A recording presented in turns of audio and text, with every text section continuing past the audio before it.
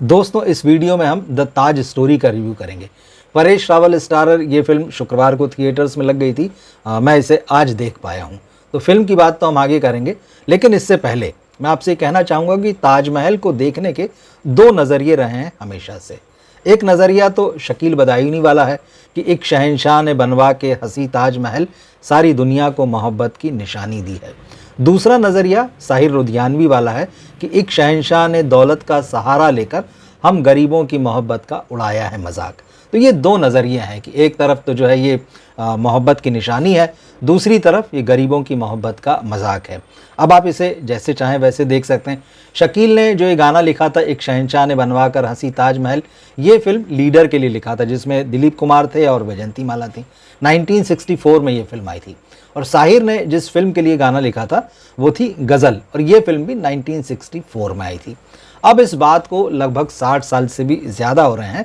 ताजमहल चर्चा में है और एक अलग नज़रिए से चर्चा में है। अब जिसमें तीसरे नज़रिए की बात कर रहा था, दो तो हमने देख लिए, शकील बदायूनी और साहिर लुधियानवी का। एक तीसरा नज़रिया है ताजमहल को देखने का, व्हाट्सएप यूनिवर्सिटी का।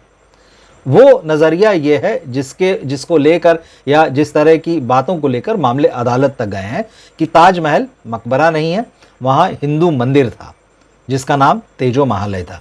अब ये जो व्हाट्सएप यूनिवर्सिटी की जो बहस है, कायदे से इसी बहस को आधार बनाकर जो है ये फिल्म बनाई गई है। तुषार अमरीश गोयल हैं, वो इस फिल्म के राइटर भी हैं, डायरेक्टर भी हैं। परेश रावल इस फिल्म में ताजमहल में जो गाइड्स होते हैं उनकी भूमिका में है।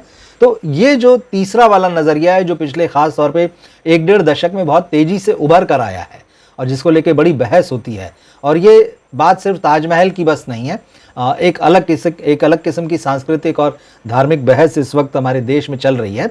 तो ये दरअसल उसी का हिस्सा है जिसको आमतौर पर फिर एजेंडा कहा जाता है, और ये फिल्म भी इस बात की बात करती है। परेश रावल के कुछ डायलॉग्स ऐसे आते हैं जब वो कहते हैं कि भाई जब हम इस तरह की बात करते हैं, इस तरह के मुद्दे उठाते हैं, तो उसको एजेंडा बता दिया जाता है। तो अब ये फिल्म एजेंडा है कि नहीं, मैं आपको इस फिल्म का रिव्यू बताता हूँ, उसके बाद आप खुद भी ये डिसाइड कर सकते हैं। तो फिल्म जो है परेश रावल की कहानी है, जो विष्णुदास नाम के गाइड बने हैं और वो आगरा में रहते हैं, और उनकी 3 पीढ़ियाँ जो है ताजमहल में गाइड का काम करके ही अपना जीवन चला रही हैं, अपना गुजर बसर चला रही हैं।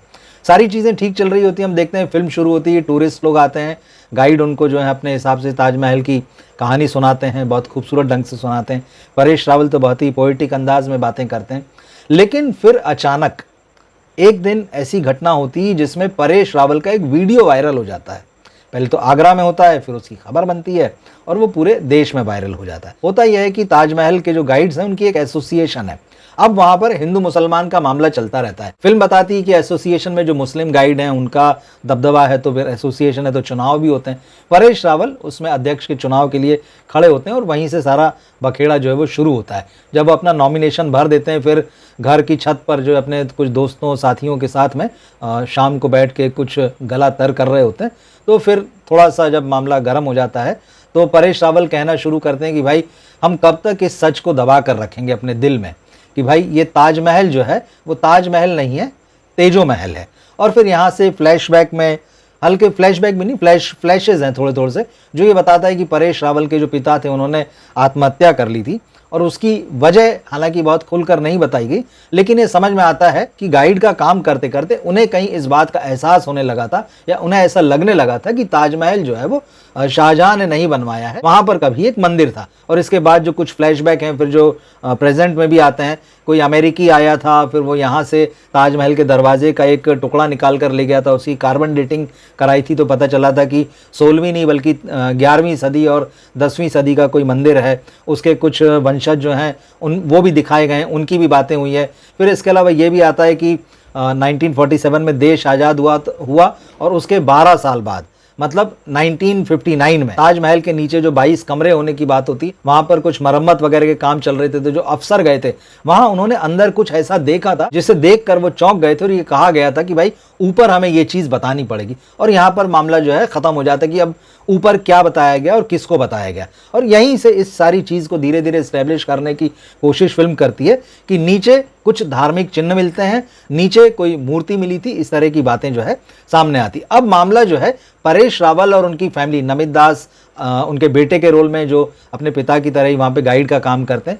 मामला जो है परेश रावल अदालत में ले जाते हैं, क्योंकि जब उनका वीडियो वायरल होता है तो चारों तरफ जो है उनकी बहुत जगहसाई होने लगती है, और फिर वो कहते हैं कि मैं अपने पिता की तरह हार नहीं मानूंगा, और वो कोर्ट में केस कर देते हैं कि भाई ताजमहल का डीएनए टेस्ट होना चाहिए, ताजमहल की सच्चाई सामने होना चाहिए। और बार बार वो इस बात पर जोर देते हैं कि ताजमहल शाहजहां ने नहीं बनवाया था, ताजमहल की जगह एक पुरानी इमारत थी, या तो उसे रेनोवेट किया गया या फिर ताजमहल शाहजहां के पहले ही बना हुआ था। तो इस तरह की एक बहस चलती है उसमें। फिर अपना रिसर्च परेश रावल रखते हैं, कई किताबों के रेफरेंसेस आते हैं। परेश रावल के सामने जाकिर हुसैन वकील अनवर राशिद के रोल में है, वो भी अपने तर्क रखते हैं। तो ये एक अदालती बहस में ये फिल्म जो है, जैसे एक के बाद एक दूसरी तारीख पड़ती, तीसरी तारीख पड़ती, तो कुछ तारीखें पड़ती जाती है और ये बहस जो है धीरे धीरे बढ़ती। तो थोड़ा बीच में इसमें कम्युनल बातें भी आती है। फिल्म में एक कैरेक्टर अनिल जॉर्ज का है, वो एक मुस्लिम लीडर के रोल में है, और वो लगातार वकील बने जाकिर हुसैन और उनके समुदाय के लोगों के साथ बार बार मीटिंग करते हैं, और उनको ये कहते हैं कि भाई ये विष्णुदास का मामला जो है बहुत बढ़ना नहीं चाहिए। ये सारी चीज़ें चलती। इन्हीं में एक रोल अमृता खानविलकर का है, जो अमेरिका से आई हुई हैं और ताजमहल पर कोई डॉक्यूमेंट्री बना रही हैं। उनकी दिलचस्पी भी इसी बात में है कि क्या ताजमहल सचमुच शाहजहां ने बनवाया और ये वही इमारत है। तो इस तरह से ये फिल्म अपने लेवल पे कहीं ना कहीं ताजमहल का डीएनए टेस्ट खुद ही करती चलती है। कुल मिलाकर जो संदेह के बीज बोना जिसे आप कहते हैं, ये उसी तरह का काम करती हुई पूरी फिल्म आगे बढ़ती है। हालांकि फिल्म के अंत में अदालत का फैसला आता है, मगर फिल्म यहां खत्म होती कि अदालत उस फैसले को सार्वजनिक नहीं कर रही। मतलब चारों तरफ संदेह के, आशंका के और शंकाओं के बादल जो है ये फिल्म बनाकर रखती है, और सिर्फ एक भ्रम की स्थिति के साथ देखने वाले को आज़ाद छोड़ देती कि अब इसके बाद आपको जो समझना है वो समझ लें। तो ये इस तरह की फिल्म है। तो अब जैसा इस फिल्म के अंदर ही कहा गया है कि जब इस तरह की बातें उठाई जाती तो एजेंडा कहा जाता है। ये फिल्म जो है पुरातत्व विभाग जो है उसको कटघरे में खड़ी करती है। फिल्म बच्चों को जो पाठ्य पुस्तकें स्कूल में पढ़ाई जाती हैं, तो वो जो कोर्स डिसाइड करने वाले लोग हैं, जो विद्वान हैं, उनके ऊपर सवाल खड़े करती है। फिल्म वामपंथ के ऊपर हमला करती है और कहती है कि उन्हीं लोगों का ये सारा प्रोपेगेंडा है, ये सारा इतिहास जो पढ़ाया जा रहा है, जिसमें मुगल काल को बहुत महान बताया जाता है या उसके बारे में ज़्यादा जानकारी दी जाती है, हिंदू राजाओं के बारे में, हिंदू शासकों के बारे में ज़्यादा नहीं पढ़ाया जाता। तो ये सारी चीज़ें जो आजकल डिस्कोर्स में है, ये आपको फिल्म में दिखाई देती हैं।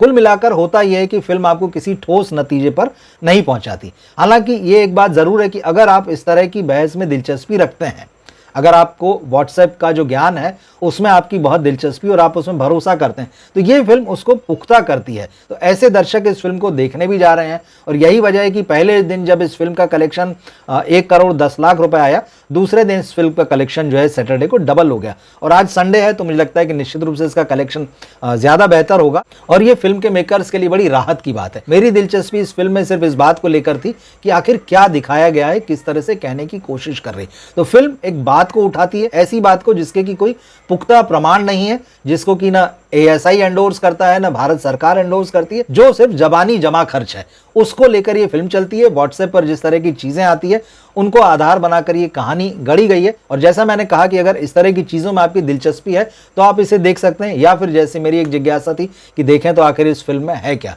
ऐसी जिज्ञासा आपको थिएटर्स तक ले जा सकती है। और अगर आप थिएटर में ना भी जाना चाहें तो थोड़ा इंतजार कर सकते हैं कि जब ये फिल्म OTT पर आएगी तो देखी जाएगी। मगर सवाल यह है कि इस तरह की फिल्मों से किसका भला होगा। इस तरह की फिल्मों से सिनेमा का तो भला नहीं होगा, इस तरह की फिल्मों से सरकार का भी कोई भला नहीं होगा, इस तरह की फिल्मों से जनता का भी कोई भला नहीं होगा। तो इसके पीछे उद्देश्य क्या है, सवाल ये उठता है। अगर आपने ये फिल्म देखी हो और अगर आपने नहीं देखी हो तो जो बातें मैंने आपको बताई इस फिल्म में क्या है, उसके ऊपर आप क्या सोचते हैं कमेंट बॉक्स में लिखकर ज़रूर बताइएगा। मिलते हैं फिर हम अगले वीडियो में। नमस्कार।